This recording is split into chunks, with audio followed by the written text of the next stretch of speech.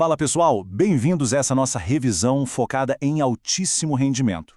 Hoje eu vou ser o seu professor particular para guiar você passo a passo pela via metabólica dos lipídios.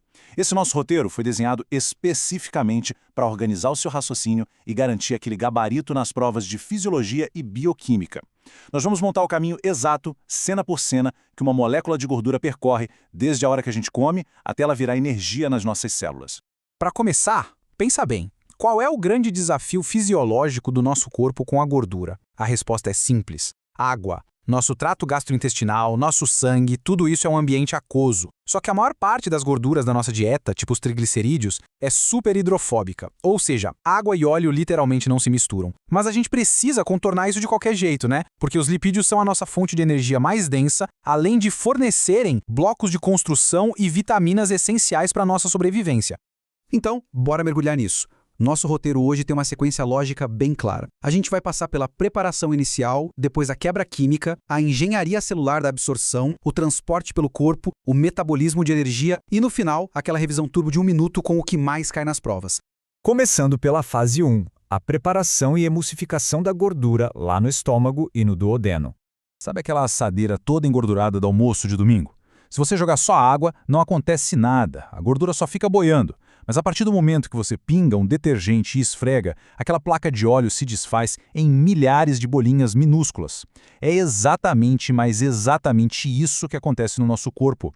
A força mecânica, que é o nosso esfregar, vem do peristaltismo, e os sais biliares entram em cena como nosso detergente biológico, num processo que a gente chama de emulsificação.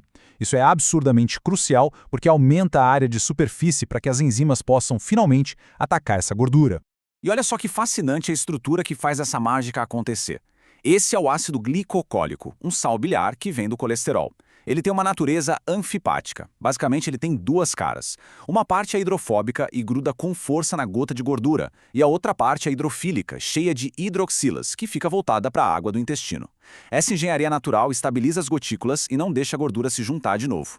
Beleza? Gordura emocionada. Agora o palco está montado para as nossas tesouras químicas, a quebra enzimática.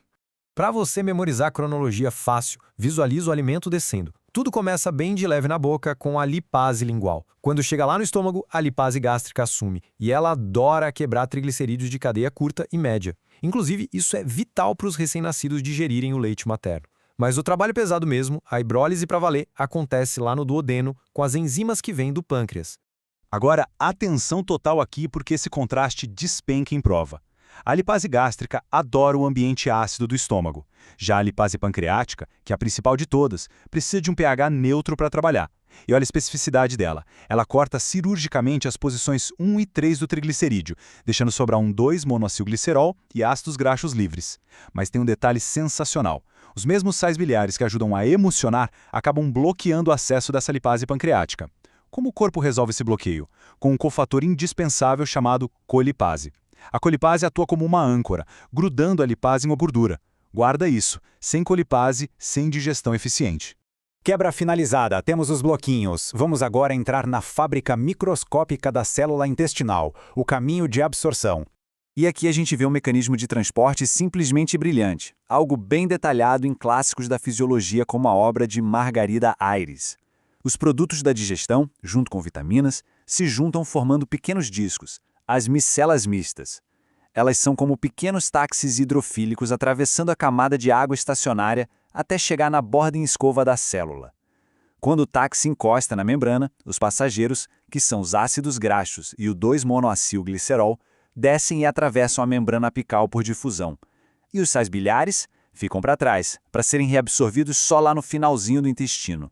Cria esse roteiro mental aí com você. A gordura entra no enterócito, mas não vai direto para o sangue, não. A célula é uma linha de montagem. Esses fragmentos vão lá para o retículo endoplasmático liso, onde a célula, ironicamente, gasta energia para remontar tudo em triglicerídeos complexos de novo. Depois dessa reestrerificação, eles vão para o retículo endoplasmático rugoso para ganhar a embalagem final e poderem viajar pelo corpo.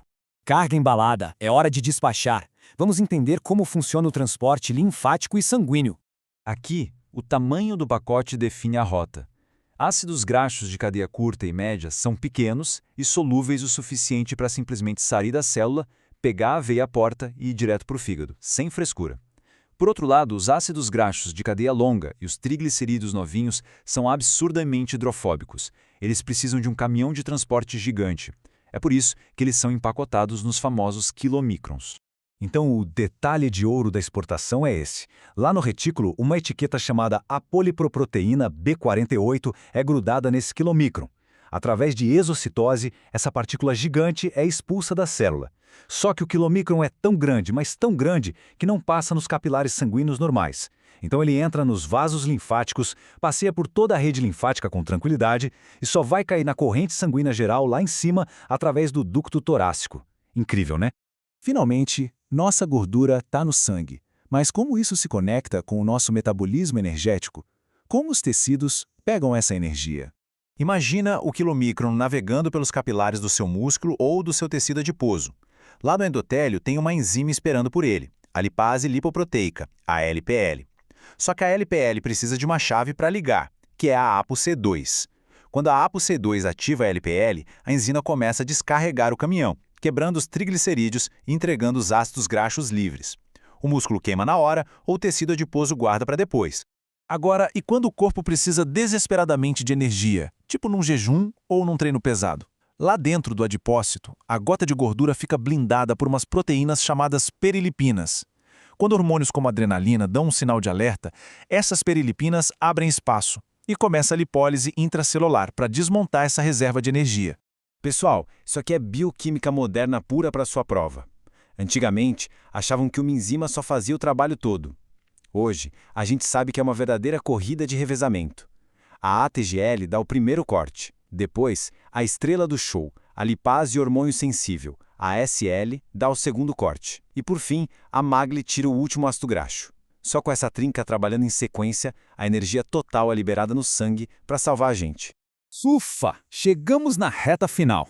Bora engatar a marcha alta para nossa revisão turbo de 1 minuto. Atenção máxima agora para fechar esse conteúdo. Vamos lá. 1. Emulsificação precisa de peristaltismo e sais biliares atuando como detergente. 2. Sem colipase, a lipase pancreática não funciona. 3. As micelas mistas são os táxis que entregam a gordura na membrana por difusão. 4. A célula gasta energia remontando os lipídios lá no retículo endoplasmático liso. 5. Sem a etiqueta APO48 não tem quilomicron e sem ele não tem transporte linfático. E 6. No adipócito, lembra sempre do trio ATGL, HSL e MAGLI para liberar a energia armazenada. E para fechar nossa explicação com chave de ouro, pensa numa situação clínica. O nosso corpo é totalmente dependente dessa engrenagem. Se um paciente tem, digamos, o fígado falhando e não produz bile, ele desenvolve esteatorreia. Ele perde gordura nas fezes. Mas a consequência real disso é uma queda drástica na energia e o esgotamento silencioso das vitaminas A, D, E e K. Falhou um mecanismo de membrana, o corpo inteiro sente. Entender metabolismo é exatamente isso, conectar a bioquímica lá da célula com a realidade clínica do paciente. É assim que a gente domina um assunto para qualquer exame. Bons estudos para vocês e até a próxima!